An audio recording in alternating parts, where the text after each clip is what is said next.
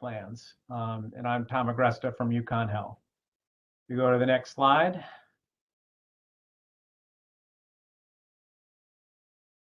So this webinar is funded from a generous grant from Connie, our Health Information Exchange for Connecticut, which has no influence over the content of this program, but we will be sharing some information about plans for advanced care planning that our HIE will be doing. Next, I'd like to introduce our moderator for today's session, Sean Jeffrey, who is a colleague at the UConn School of Pharmacy and a professor of pharmacy practice, and he also is the director of clinical pharmacy services at Integrated Care Partners, is going to be moderating today's sessions, and I'm going to turn it over to him in just a moment after we get through the next few slides. Today is a part of a CME series called Health Information Technology for Clinicians, How to Achieve Optimal Outcomes. And I'm, as I mentioned, Tom Agresta. I'm the activity director, and I'm from the Department of Family Medicine and Center for Quantitative Medicine at UConn Health. These webinar series have a number of different things we've focused on over time. I believe this is either number 10 or 11 in the series, and we've talked about medication safety and reconciliation. We've talked about telehealth and image sharing and some health information exchange. And our next presentation will be on some public health informatics as well. So this has been a broad-ranging set of topics.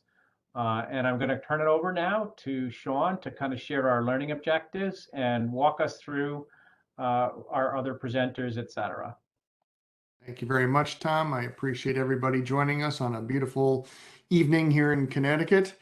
If we can go to our next slide, our learning objectives for today. Really, we're going to be focusing on three primary areas. The first, we want to talk about the elements that go into an advanced care planning. So notice that's advanced care planning, not advanced care planning. So that's a slight nuance there in the way we're pronouncing this. So it's advanced care planning. We're also going to identify the challenges and best practices to document, access, and communicate in advanced care plans across various settings, and then discuss how the HIE can help facilitate and enhance the availability of this information as patients both move through different settings and also set about their advanced care planning decisions. So those are our learning objectives. And as far as housekeeping is concerned, next slide, please. During the webinar, all the lines are going to be muted, and you will have the chance to address us in a Q&A at the end. So please use the chat room to add any questions that you might have. If we're not able to get to your question during the time, we will be happy to follow up with you given the email that you have provided. So if we do run out of time, hopefully we do, that means that we've had really good, robust discussion. If there's still a lot of questions in the chat, we'll follow up with you. Also want to let you know that this session is being recorded, and you will get information on how you can download link to the slides and also access the CPE and CME at the end of the presentation. And now to our presenters. I am joined tonight by Dr. Patrick Cole, who is the Medical Director for Senior Health at UConn Health, and Dr. Naomi Namizu, who is the Vice President for Medical Affairs at Integrated Care Partners. And I'd just like to take this opportunity to thank both of you for the time that you put into preparing for today. And I've had a chance to work with both of you in a variety of different settings. But can we start with Dr. Namizu? Maybe give us a little additional background on who you are and why you are interested in advanced care planning. Well, I'm an internist with a long background in primary care, then became a hospitalist, and now in my current position, I think about all things that have to do with care coordination, transitions of care. Early on in my career, I was involved with one of the early freestanding hospices, and was very interested in palliative care as a way to do patient-centered care. So I've carried that interest forward, and I am not a subject matter expert in palliative care or hospice, but work closely with Palliative Care Council, a group of very dedicated specialists at Hartford Healthcare. And you and I have had a chance to work on a lot of system level initiatives within Harvard Healthcare for palliative care because we did receive a grant from the Harvard Pilgrim Foundation that helped us to think about what would be the training needs and some of the system engineering that we needed to think about. So we've had a chance to work on that for a little while. Dr. Cole, yourself. Sean, yeah, I'm a family physician and a geriatrician.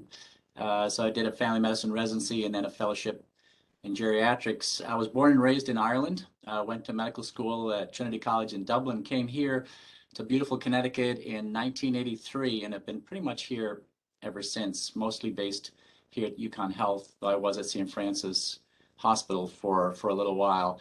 My interest in this topic spans from clinical practice primarily, and having had patients with whom I've had pretty detailed conversations about what they want and what they don't want in terms of healthcare if they become very ill.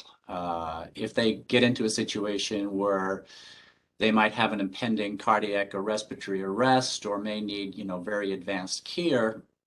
These are conversations that we have with our patients fairly frequently. I've seen it from an administrative perspective when I was chairman of the ethics committee at St. Francis Hospital.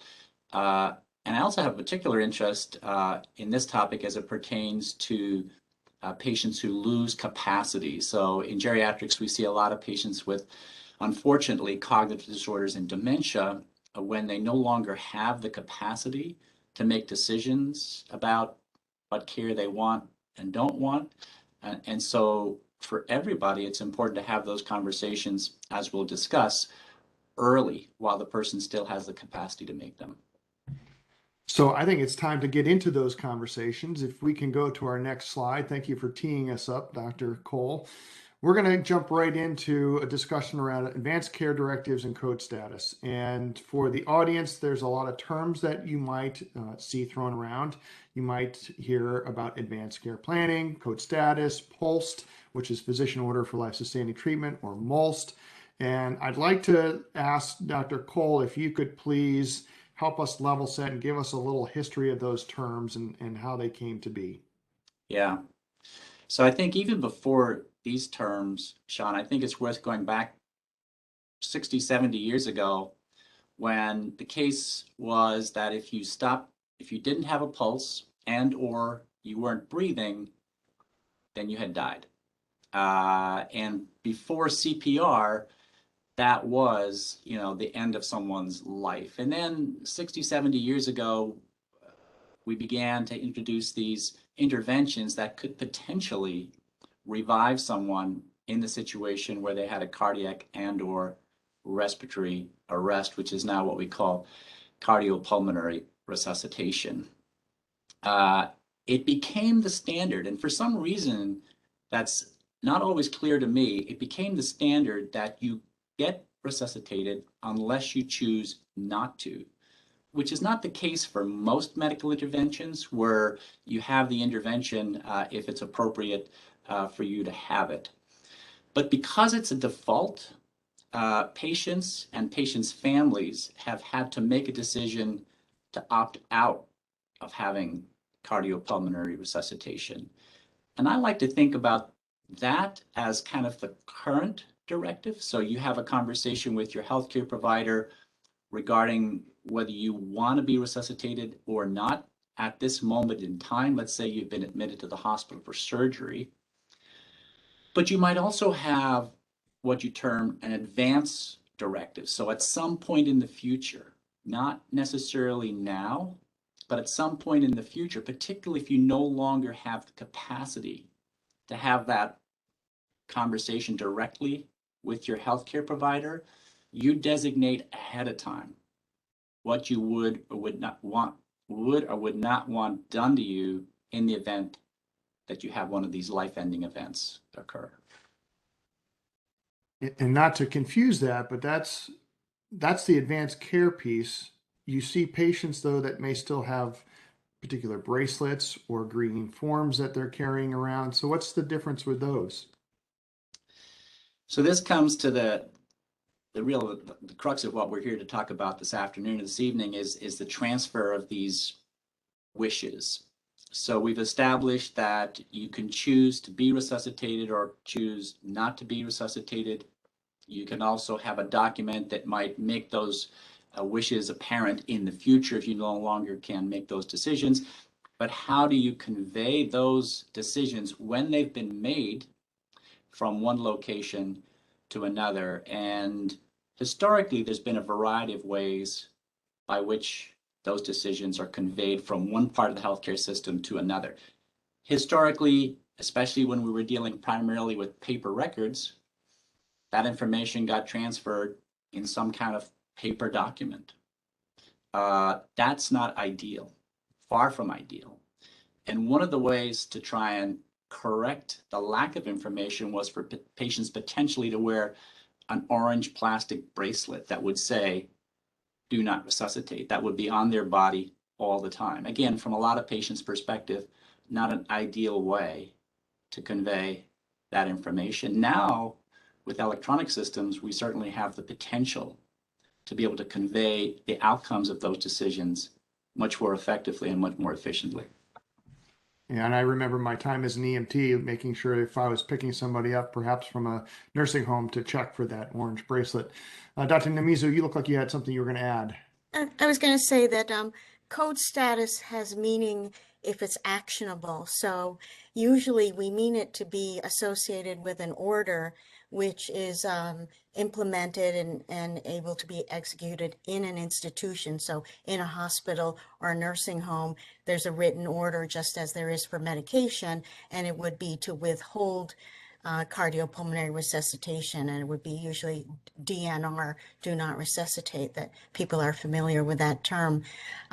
But in between institutions, a couple decades ago, the state of Connecticut, as other states came up with, in accordance with CMS guidance, that there had to be a way to have a transfer DNA, so that in my office practice many years ago, I didn't have an order that could apply outside of my office, or I actually didn't have any written orders in my office. But what I could do is verify that the patient's wishes were to be a do not resuscitate from henceforth, apply the orange bracelet. And so we did with hospice patients, and all emergency personnel in Connecticut have to honor that. So if an ambulance or paramedic came by, they would not perform CPR. Then the question is, when the person is then admitted to another institution, then the policies of that institution take over. So it is an order for the in-between spaces and the home space. And then just to go back again to the difference with advanced care directive, in the state of Connecticut, there's technically, two major forms of advanced care directive, and one is the living will, and the other is appointing a legal healthcare representative. I'm sure Dr. Cole is going to talk more about that. I would just say from experience, the legally appointed representative is much more useful in actual practice, because the Connecticut Living Will says, should I be in a terminal condition or a persistent vegetative state? And I remember in the early days trying to use that document to make a decision on behalf of a patient that I knew and hospitalized. But I think these days it's much more common to try to rely on family members or a legally appointed representative to have that discussion and confirm, is this a condition, is this current state where the patient would not want to be resuscitated or have other measures. So you started to allude to this, but could you maybe touch on some of those scenarios that you guys have experienced where this has worked well or not worked well? And Dr. Namizu, since you were just hinting at a scenario, do you mind sharing one that you've experienced? Well, actually, something we're trying to deal with at the moment in our system is the interpretation of the transfer DNRs, say, that come from a nursing home. So a patient may have an order in the nursing home setting. Perhaps they have dementia and it was placed there on admission years ago. they come into the hospital and they have acute appendicitis. So at that point in time, even if a transfer DNR paperwork comes with the patient, we don't really have other documentation of under what context was a discussion held, and in this context, how do we verify that we should not do any resuscitative procedure? So I've had such cases as I still continue to work as a hospitalist, where sometimes in that very scenario, a patient comes in and I talk to the son or relative who's the legally appointed representative, and they say, oh, in this situation, we know there's an acute issue, and should something temporarily impair their heart function, we would want you to attempt resuscitation. And so we rescind the DNR order for the time being, and then you have to go back and continue to revisit. So there is some fluidity based on changes in condition. How about you, Dr. Cole? So I worked on the other side from the AOMA. I was the medical director of a nursing home for more than 25 years. And so when our patients would go out for an emergency room visit or they were acutely ill, one of the things that was very important was to convey their code status and or their advanced directives with the patient. Usually just the code status, the full, let's say the patient had a living will. That wouldn't necessarily get transferred with the patient in an acute setting, but there definitely would be some designation with regards to their code status. You know, and you mentioned that again, this living wills. Naomi, I think, brought up the living will statute in Connecticut. So living wills evolved out of cases. Some cases that were heard at a state level or at a federal level, where patients were having treatments that either they or their families did not want them to continue to have for a variety of reasons. And as the courts deliberated on those cases, they basically said it would be very, very helpful if patients and their families and their healthcare providers could sit down at some point before that person becomes ill or before that person becomes incapacitated and have their wishes be documented with regards to what they want and what they don't want if some of these tragic situations occur in the future. So that's been a very, very important development in terms of delivering healthcare. But again, the challenge remains how, after having had those detailed conversations with your patients, how do we convey that information from one part of the health system to another? And I think you're alluding to the elements that go into that advanced care planning process. So, Dr. Demiza, do you want to just elaborate a little bit more on what those elements are? Yes, I think in all cases there has to be a discussion and documentation of the discussion. Who did the provider speak to? Well, let me back up a little bit. With advanced care directives, legally speaking, anybody can execute a legally appointed healthcare representative or enact a living will without even a provider present. In fact, I think a lot of attorneys go over this when you go to speak about a will for your estate. They also ask you, do you want to do one for your healthcare? But in terms of it being meaningful, and what we're trying to stand up within the healthcare system is that there's documentation of the discussion. And I think this gets more important as people do have a serious illness and a progressive illness and are closer to being toward a terminal situation, or at least a progressive decline, where it becomes much more important to say what they want and don't want. And so the elements that we're trying to teach all our providers now, and we call this primary palliative care, there just aren't enough palliative care specialists to have these special conversations about illness. And I know geriatricians do it very well as well, but we're trying to teach everyone the elements of documenting who did you speak with, does the person have capacity, can they understand that they're making decisions and what the impact is, and then just also an understanding of what they know about their medical condition in real time at the time you have these conversations. So I think we've kind of identified that there's a lot of components that go into this, a lot of moving pieces. If we can move to our next slide here, that now we get really into the crux of the issue and the challenges that we face. So we're gonna have a poll. First, let's start with a poll. So asking all the audience here to please respond to the following question. What do you believe is the greatest benefit of advanced care planning? Is it the increased likelihood that clinicians and families follow a patient's wishes? Reduces unwanted hospitalization or interventions, increased utilization of hospice services, increased likelihood that a patient will die in their preferred place. And I will give you a disclosure, there is no wrong answer here, so we're just trying to get what your feedback is and your thoughts on this. And the poll will be open for you to respond. And while we are collecting that information, the poll is now open, so go ahead and feel free to respond. I will do the same.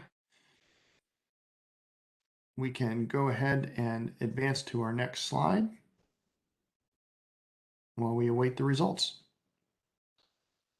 So I alluded to the barriers that we experience, and we're obviously talking about what are some of the solutions to that. We'll get to those solutions, but you've touched on some of those barriers. I want to make sure that we get them all out there. So from your perspective, Dr. Cole, what do you see as the biggest barrier to having these advanced care plans be put in place? Yeah, so like Naomi described, when I sat down with my attorney probably 10 years ago now for a will, I filled out an advanced care document. It's sitting in my basement in a manila folder. That's where it's been since the day it was filled out. That's not ideal. I have very good intentions to bring it to my PCP and have it scanned into the record. I haven't done it yet. So it's the transmission of that information. I mean, again, we could have a very robust discussion about how to have the conversation so that the patient makes an informed decision. And that's clearly very, very important. But then once those decisions have been made, they need to be transferable, and ideally, they need to be current. And Dr. Namizu? Yeah, I think that is one of the biggest barriers that we depend on pieces of paper. So in our EHR world, you have to then scan that piece of paper in the correct place, and that is a big you think it would be simpler, but it is not. That's one of the hardest things. You have this big complex EHR, and you want to make sure that the document is easy to find. We have Epic, if I can mention that, and they have an advanced care planning module, and there is, the right place to look for this, but there's human error in terms of identifying what exactly an advanced care directive is, legally speaking, and then putting it in, and then making sure you have the most recent copy. And just like Dr. Cole, I was dismayed. My mother who's 92, has a concierge doctor in Rhode Island, and I was just shocked that he did not even have the paperwork that she had for living will and healthcare representative. So I think that is a big barrier. There is no such thing as an electronic order that goes with the patient. I don't know if we wanted to touch on MOLST or POLST at this point, or briefly bring that up, or Certainly. yeah. So if another advance that I haven't seen in actuality much in Connecticut yet, but MOLST, or medical orders for life-sustaining treatment, is what we have in Connecticut. In the rest of the country, it's often called POLST, physician orders for life-sustaining treatment. And this is not really an advance directive. It's actually an order that is actionable at all times, that's portable with the patient, which really is ideal if the patient really has an advanced medical condition, and it becomes even more important to document and try to honor what they would want and not want to have done.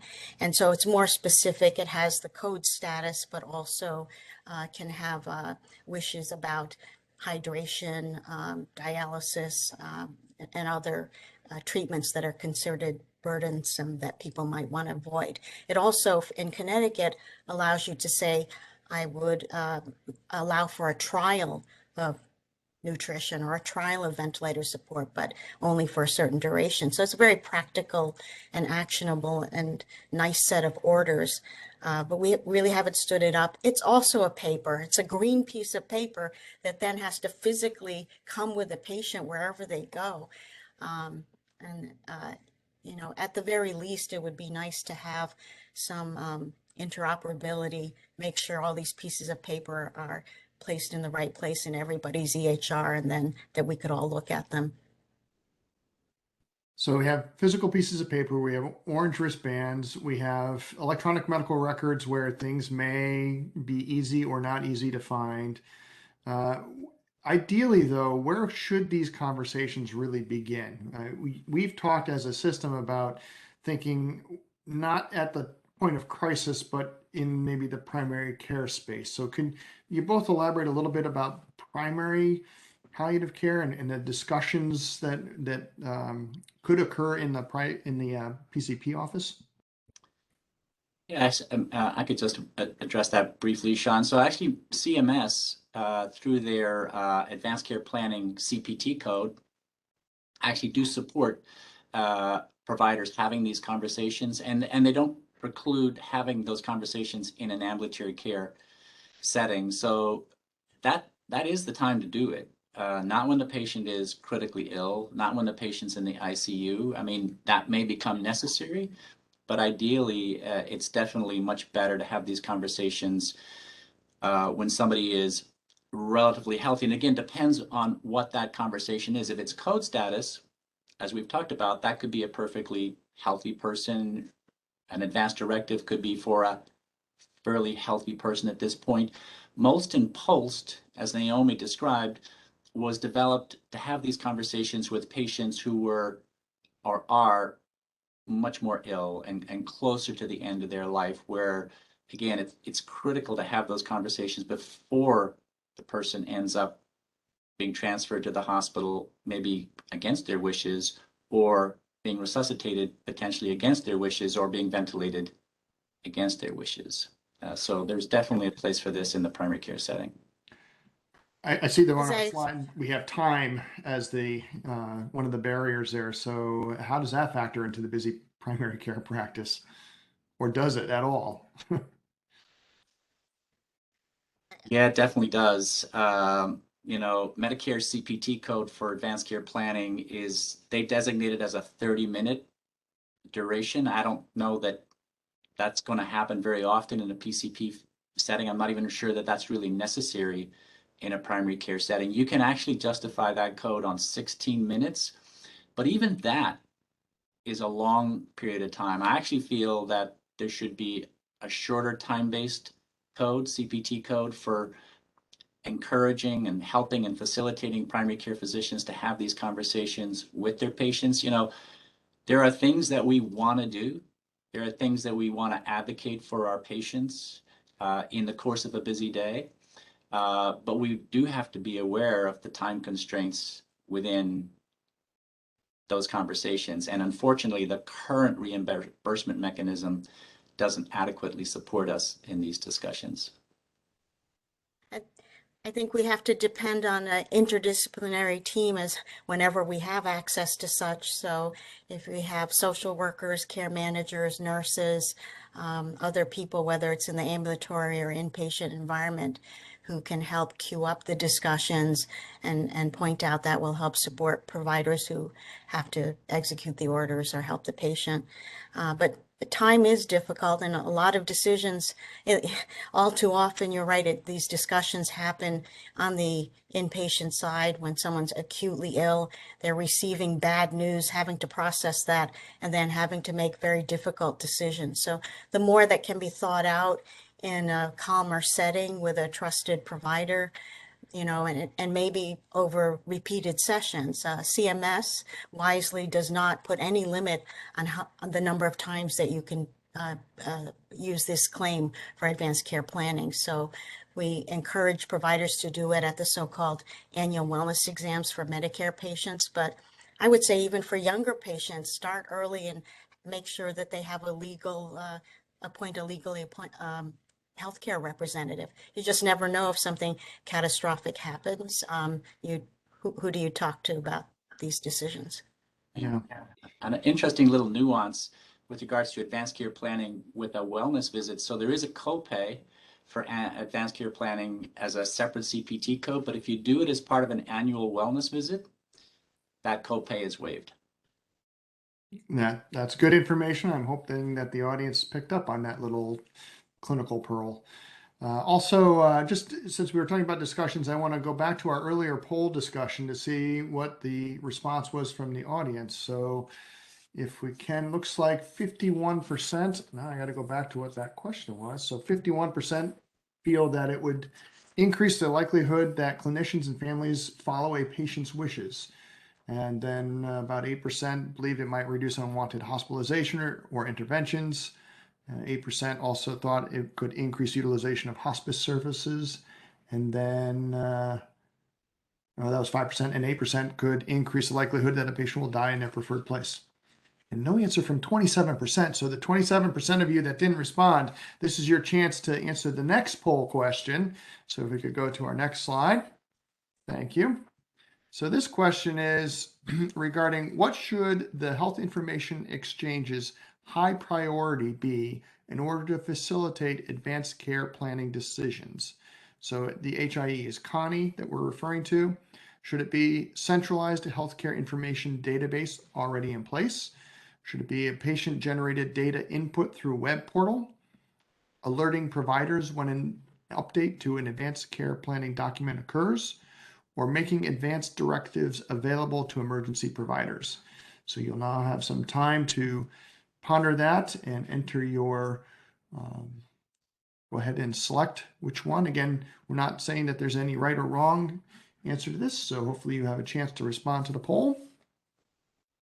And while Tom is taking care of that, we can advance to our next slide, because now we are moving into the portion of the discussion around what are some of the solutions. We've identified a lot of these different barriers that are out there, barriers of time, accessibility, the portability of the information, the ability to have clear definitions and understanding from one practice setting to another. So I'm throwing this back to my panelists here, but who would like to take a stab at what you think are some of the ways that the HIE can help us in this data information flow and the role of health information technology? And maybe, Naomi, you kind of alluded to already that within the EMR, there's advanced care planning modules that exist. So what's the role of the EMR in helping us to nail down some of this information? I think within a system and between providers who take care of the same patient, it's really essential to have this information. And so, but we're still in the early stages of trying to get this actually implemented, make sure that the right documents are filed in the EMR in the right place. Eventually, we'd also like to use a component of that Epic has that is called a longitudinal plan of care, where throughout all different encounters and sites of care, the information goes with the patient. So usually when you open an EMR, you have to look at information within an encounter, but then there's some that goes with the patient throughout. And when someone is going to a nursing home or to home care agency, we'd like the information about whether or not there are advanced care directives, and even some of the discussion, the documentation of how the patient developed that advanced care document to flow from one place to another. So as much as we can get that to work, if there were centralized, I would pick A. I would love to have a centralized site for all EMRs for all, the entire state, because people travel through different systems and different providers all the time. Yeah, I would say, Sean, that one of the real benefits of electronic records from my perspective has been in your area of expertise relating to medications. and knowing which medications a person is taking, maybe even being able to look back and see what medications they were on in the past. That's been, and I know there's issues with that too, but that's been a huge, huge help. And that data now is transferred fairly seamlessly between the dispensing pharmacies, hospitals, and medical physicians, medical providers' offices. So we need a similar interoperability for what we're talking about this afternoon. I'm glad that you feel that it's seamlessly being transferred, because I think Dr. Agresta and I would still argue that there's a lot of room to improve on the way we reconcile medications and are able to track them across different care settings. But your point is well taken in that we do need to think about how this information can flow. And we're aware that there are other vendors that are operating in this space that have taken an approach that is both aimed at making it more easy for the patient, so the families to actually input their wishes, have that available to then be able to share across different practice settings. And I think that's really kind of the approach that the HIE is looking at, is how do we allow that information to be connected so that as an individual transitions from one setting to another, we're not searching for paperwork or orange bracelets, but it's in a location that everybody can access and find. And I think, Tom, you're going to be able to talk a little bit about this in the next series of slides. But before we move to that, I was wondering if we could pull up the poll results, if they're ready, because that might help us with gauging what the audience thinks here that the role of the HIE is. So it looks like 23% said that it's likely the centralized healthcare information database would be very helpful. 20% believe that the patient-generated data input through a web portal, which is what I was just referring to with some of these commercial products that are out there. And 20% responded saying that alerting providers when an update to the ACP document occurs would be very helpful. And I think, I can see the utility of that for anybody who's ever had, a critical care situation and you're trying to make sure you don't miss something and you get that alert at the moment that you need it there. And then the last 9% said making advanced directives available to emergency providers would also be helpful. Now, 29% of you are still sitting back waiting, don't feel comfortable answering. So you'll have maybe one more shot to give us your thoughts there. Any other comments that you guys have about the poll response or in general about the role of the HIE? I think it'll be great. I think if we had that in place, it would be a big, big plus. Okay. Well, Tom, let's turn it over to you and have you take it from here and tell us what's going on with Connie in Connecticut. Sure, you can go to the next slide. And while I tell you, I'm going to put up another poll. And that is, do you believe is the most important best practice to document, access, and communicate ACP across various settings? But what are we trying to document? The patient's wishes, values, a narrative focus that tells a story, discussions and documentations regardless of health status, or is one of the most important to have the ACP functionality available and accessible within the workflow of the provider. So I will go ahead and open up that poll in just a second here. Sometimes it's hard to open polls and move to the next slide. If you go to the next slide for me, I'm going to talk with you a little bit about work that we already did to just evaluate the opportunity for using a health information exchange in the state of Connecticut. And some of you may actually have participated in this study that we ran about a summer ago. We had a survey that went out to the prescribing clinicians within the state, so physicians, physicians, APRNs, PAs, and also went out to EMTs and paramedics in the state. We had about 450 responses. And what we were looking at is if we were able to make information available inside our health information exchange, would you be interested in actually seeing that occur? So, and utilizing the information from the health information exchange. And 67% said yes, 26% said maybe. So clearly there's an interest, right? And the interest is substantial. And what were you interested in? You were interested in being able to see the code status at 82%. You were interested in being able to contact their representative, see who was actually the patient's healthcare representative. And if most orders were present, nearly 3/4 of you were interested in that. Unsurprisingly,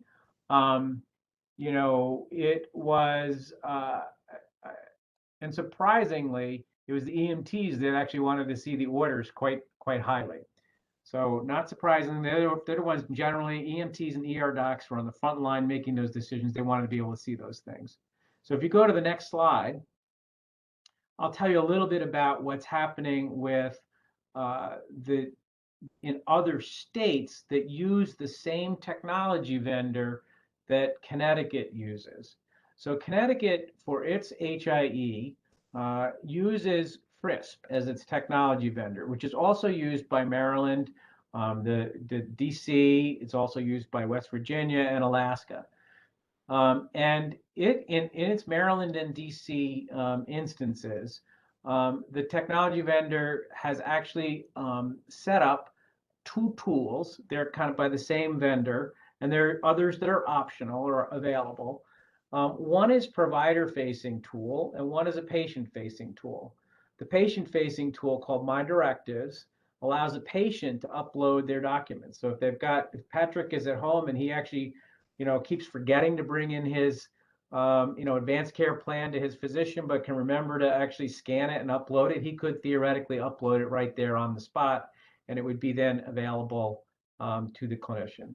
It also permits for the creation through digitized forms to actually create your own advanced care plan. So in theory, you could sit there with your attorney, you could sit there with your partner, you could be sitting there with your provider, and you could actually create a digital advanced directive that would have a legal signature and be, kind of meet all the requirements from a legal standpoint. And then there's a provider-facing opportunity, which allows you to upload things the same way you would patient, by scanning it in and uploading it. Also allows it to go through some of the more common EHRs through an API to actually upload the forms. An API is an application programming interface. And then it allows you to kind of request things into the EHR. But what it also does is, go to the next slide for us, permits the health information exchange in those states to actually directly access whether or not an individual has an advanced care plan available. So this is Anna Cadence is not a real patient, but this is an example of what a real patient might look like. And part of the application that the HIE has is something called HIE in Context, and that's an application that can run directly within your electronic health record for certain electronic health records. So it just shows up as a little bar on the side and then can expand. And it automatically knows which patient you are and which provider you are. So it goes and searches for Anna Cadence's information.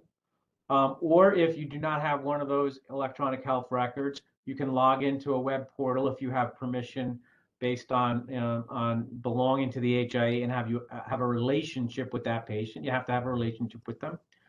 And then you'd be able to kind of take a look at this. And as you can kind of see on here, there's a historical set of documents that were loaded up at different times, and you can go back in history and see, what the advanced care plan was. And on the right, you can click on it, and it will open it up as a PDF format. What it does is it actually just keeps track of, the fact that there is an advanced care plan available. And then at the time that you actually want to, access it, it goes and retrieves it from that third party that was described.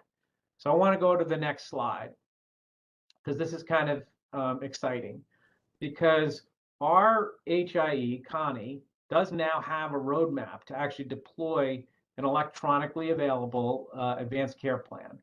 And we're actually at the beginning of that roadmap. We're in the midst of kind of doing some initial evaluation with the vendor, and also looking at the advisory councils. And there's a clinical advisory council for Connie, which is going to review some of this stuff at its upcoming meeting in May and provide some guidance as to how this might occur and what the best way to do this is.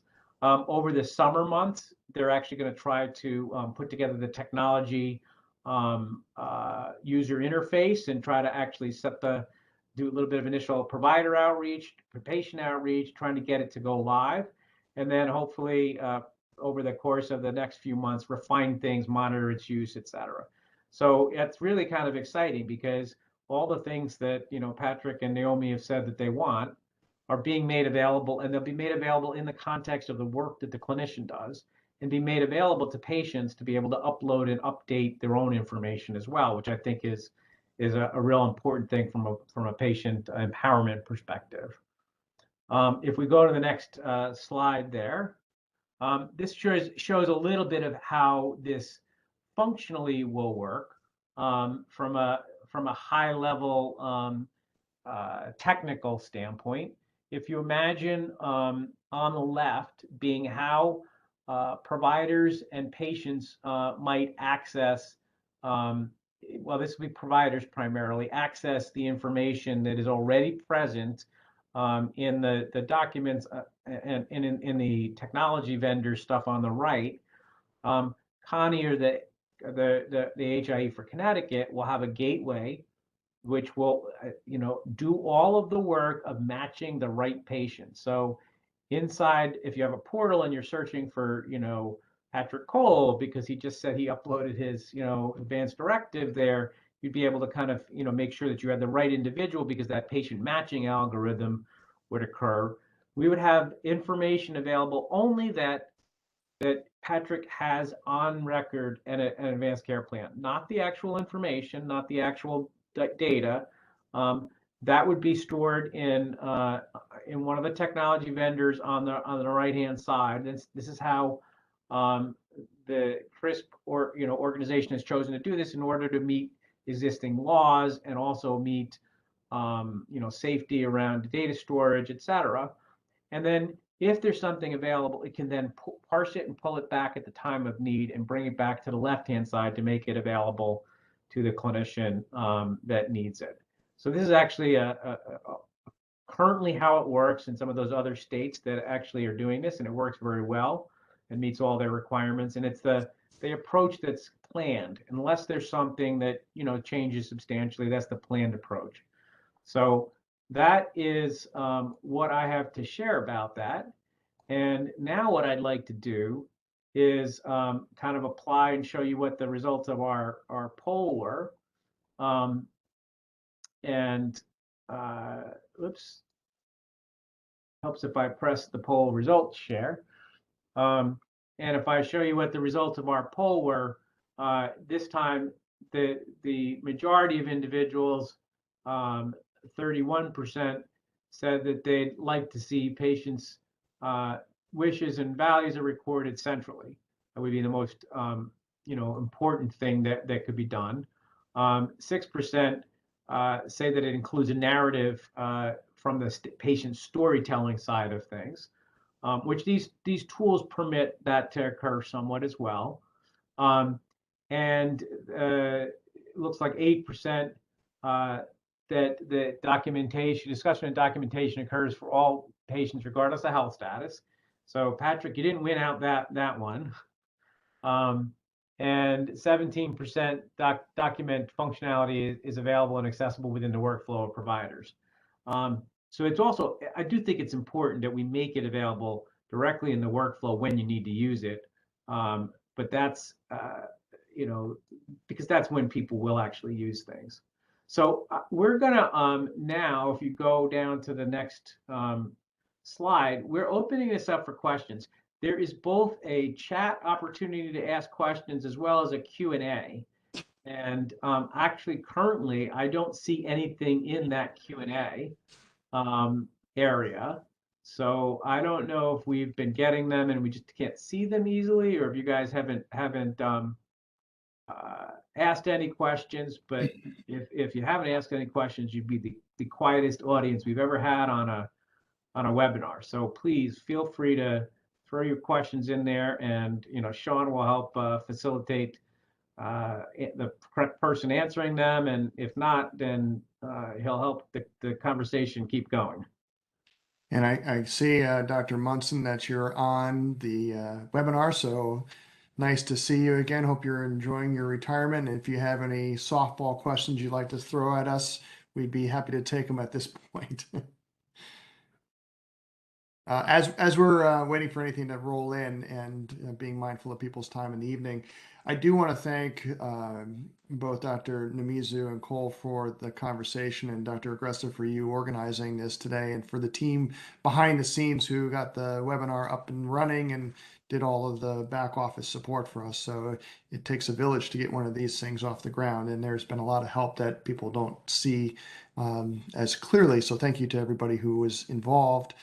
I also just want to, circle back to where we started this, where we were beginning the conversation around, what are the elements that we want to capture, and what are the barriers, and what are some of the solutions. And we can see in the span of an hour, we've addressed a lot of what we think are going to be the barriers. And there is a future state that will, when it's launched, allow for these conversations to be more meaningfully available and hopefully more interoperable for all members of the healthcare team. And it's rare when we can say that something can move relatively quickly in healthcare, but this is one of those situations where, at least with Connie, I'm optimistic that we will be able to have something up and running, fingers crossed, in a shorter period of time. So Dr. Munson has a question for us. With reimbursements available for PCPs and specialists to have advanced care planning discussions, what else is necessary to improve these discussions? So what do you think, folks? What else? I mean, the first thing that kind of jumps to my mind is they need time to be able to have the conversations. And some of the work that we've done with our grant is they need some skill development in how to engage in meaningful conversations, especially serious illness conversations. So maybe those are two quick things that come to my mind, but I'd be curious to see what you guys have. Yeah, I think for some providers, some education might be helpful. We all get a lot of education material thrown at us, whether it's infection control or whatever it might be. But I think, a module that providers could access that would kind of walk them through how to do this, how to approach it, how to document it. I think that kind of material could be very helpful. Oh, you are muted, Dr. Namizu.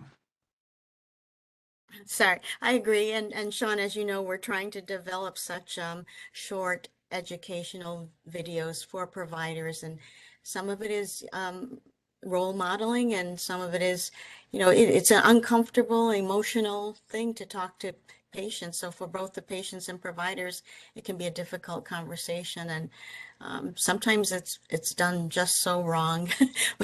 Someone said to me that they heard a provider ask a patient in the hospital, "What do you want us to do if your heart stops?" Which is, how can you answer that? So, I think very specific template for questions is helpful, and I'm sure they're teaching that to residents and medical students. I hope they are, but I think everybody could use some modeling. So I think the other thing is, we can do the training, we give you time, but then there may need to be some additional incentive, and we can think around how we incentivize the right behaviors. And that's where, in the world of value-based care, we can maybe make some of those changes and try to make it the easy thing to do the right thing. And then you get rewarded for it. So that would be my other thought. I don't see any other questions that have come through at the moment. Sure, and there is a question that in the Q&A panel. It is by Rhiannon, and it says, "Will the patient entry for My Directives be available as a mobile app?" So I believe that it is form factor agnostic. From my recognition, my reading about this, there are several different companies that do this work, but I do believe that you can do this on a mobile app, because it is not too challenging, but I'd have to honestly say that we'd have to look at that specific question and answer that, in follow up. We can send out a response to, what is and it isn't available in a mobile app.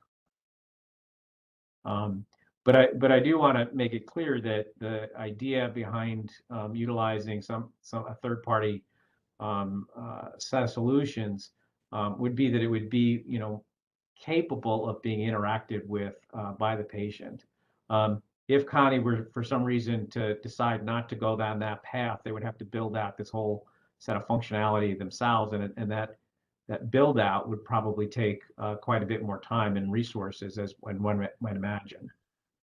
So there are pros and there are cons to different approaches for how one incorporates technology in order to meet the needs of that are such as this.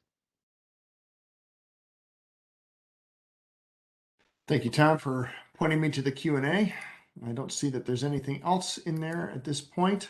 One other question came in. I may be seeing stuff ahead of you, but it says, can this app be modified for Connecticut documents and law? And in fact, I do believe this app is actually being used in Connecticut by patients and other types of, there are at least 3 vendors that do this work and are, they're slightly different in how they work, but at least 3 that I'm familiar with, and they all work in different states that they, operate in, and they all meet the specific laws and requirements for the documents, et cetera. So yes, it would be appropriate for Connecticut if released that way.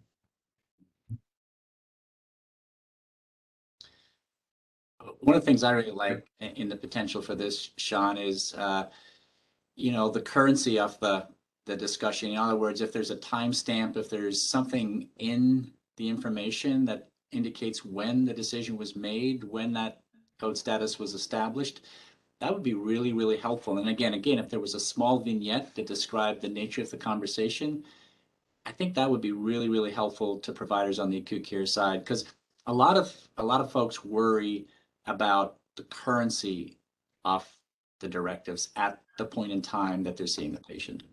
Yeah, agree.